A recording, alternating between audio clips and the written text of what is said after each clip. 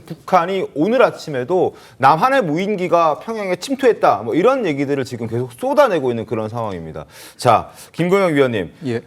왜 그런 겁니까? 지금 사실 국제사회의 비난을 좀 피하고 싶어서 그런 겁니까? 우크라이나, 러시아 파병에 대한 얘기는 일절 언급이 없는 대신에 다른 이야기들 지금 쏟아내고 있거든요.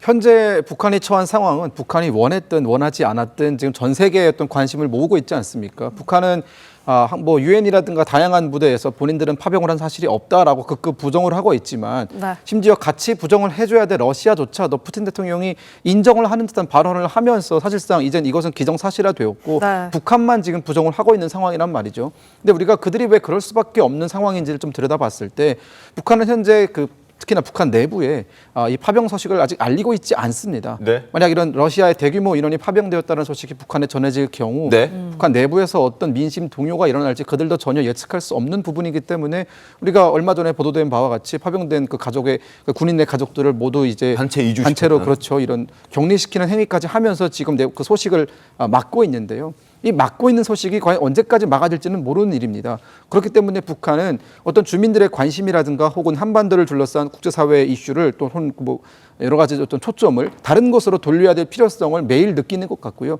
그렇기 때문에 어떤 무인기 사건을 사실상 계속 키워서 매일매일 그것에 대한 어떤 뉴스를 쏟아내게 함으로써 조금이라도 어떤 관심을 분산시키려는 그런 의도로 저는 읽힙니다. 알겠습니다. 조금 전 유영환 국민의힘 의원도 비슷한 취지의 이야기를 했습니다. 결국 국제적 이슈, 눈길을 좀 피하기 위한 어떤 술책이다라고 지적을 했는데 그 목소리 이어서 확인하겠습니다. 이 동체 밑에 전단통 달 수 있는 탑재물을 달 수 있게 설계된 게 아닙니다. 우크라이나전 북한군 파병이 이제 국제적인 이슈가 되고 있으니까 거기에 대한 관심을 돌리기 위한 이러한 좀 술책이 아닌가. 술책이 가능성이 높다고 생각합니다. 일종의 전단통은 달려있지 않은 무인기다 이런 말씀이시군요. 달 수 없는. 달 수 없는 무인기. 달고 멀리 갔다 올 수 없는 그런 무인기다. 북한의 조작 가능성이 높다고 봅니다. 우리 군이 보낸 거라고 단정할 수 없다. 볼 수 없다. 볼 수 없다. 예. 최병우 위원님, 북한이 이런 소행을 한다 해서 국제사회가 이걸 모를 수는 없을 텐데. 아니, 그 무인기는 북한이 공개한 것이 있죠. 근데 그 무인기가 물론 평양 상공에서 발견된 그 바로 무인기냐, 네. 뭐 그런 것들이 전혀 지금 드러나 있지 않고요.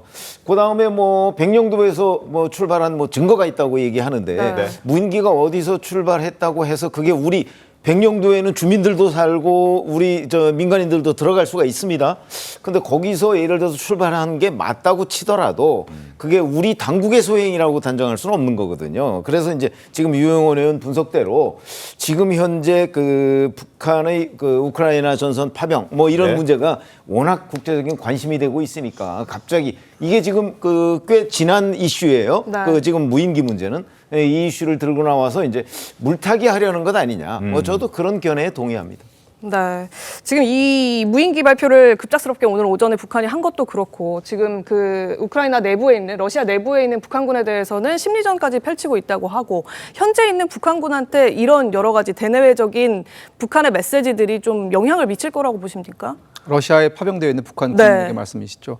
네, 그렇습니다. 현재 지금 러시아에 파병된 북한 군인들이 마주한 가장 첫 번째 문제는 명분을 찾을 수 없다라는 겁니다. 즉 본인들이 어떤 이유 때문에 왜 내가 목숨을 걸어야 되는지에 대해서 당위가 존재를 해야 싸울 수 있는 의욕도 생기고 뭐 전투도 열심히 할 텐데 지금 어떻게 보면은 상당히 명분이 없는 전쟁이고요. 북한이 그동안 이 우크라이나 전쟁 이전에 북한이 항상 북한 군에게 강조하던 것은 어떤 대의와 명분 같은 거였거든요. 뭐 그들만의 대의라고 한다면 뭐 적화 통일이라든가 뭐 남조선 해방이라든가 이런 여러 가지 어떤 북한 군을 세뇌시킬 수 있는 북한 입장에서는 상당히 괜찮은 그런 어떤 선전선동 수단들이 있었는데 이번 우크라이나 전쟁 같은 경우에는 북한이 아무리 북한 병사들에게 뭐 우크라이나의 네오나치가 문제다라고 해도 북한 군인들은 네오나치가 뭔지도 이해를 못하고요. 그리고 유럽에서 일어난 일이 북한에게까지 영향을 미치지 않기 때문에 어떠한 이해도도 없습니다. 이 전쟁에 연령도 대해서. 어리고요. 그렇습니다. 네. 연령도 매우 어리고요. 그러다 보니까 현재 끌려간 북한 군인들은 어쩔 수 없는 명령 체계에 의해서 끌려는 갔지만 이제 전투에 투입이 된다고 했을 때는 어쨌든 본인의 생사가 달린 문제 아닙니까? 그런 생사가 달린 문제 앞에서 전혀 동기부여가 되어 있지 않고요. 여기에 또 엎친 데 덮친 격으로 북한군이 지금 그 내부의 어떤 소식이 퍼지는 걸 막기 위해서 파병 나간 군인들의 가족들을 옥류하고 있다라는 소식이 네. 만약 그들한테 전해진다면 과연 어떤 심정이 들까? 너무나 억울하지 않겠습니까? 이런 원하지 않은 전쟁에 끌려 나왔는데 가족들에게 혹은 본인이 지급받는 돈이 한 달에 뭐 2,000불 정도로 알려져 있는데 본인 통장에 들어오는 건 아무것도 없단 말이죠. 등 여러 가지 어떤 불합리한 것들이 그들에게 전해지면은 저는 상당히 큰 동요가 있을 거다라고 봅니다. 그렇습니다. 명분 없는 전쟁에 투입, 거의 사실상 파병이라고 보기 어려울 정도로 끌려갔다라는 표현이 더 정확하지 않을까라는 생각이 드는데 아무리 가리려고 해도 국제사회가 북한을 향한 어떤 비판과 또 그런 지금 북한의 모습을 좌시하지는 않을 것이라고 생각을 합니다. 계속 전쟁 상황을 좀 지켜보도록 하겠습니다.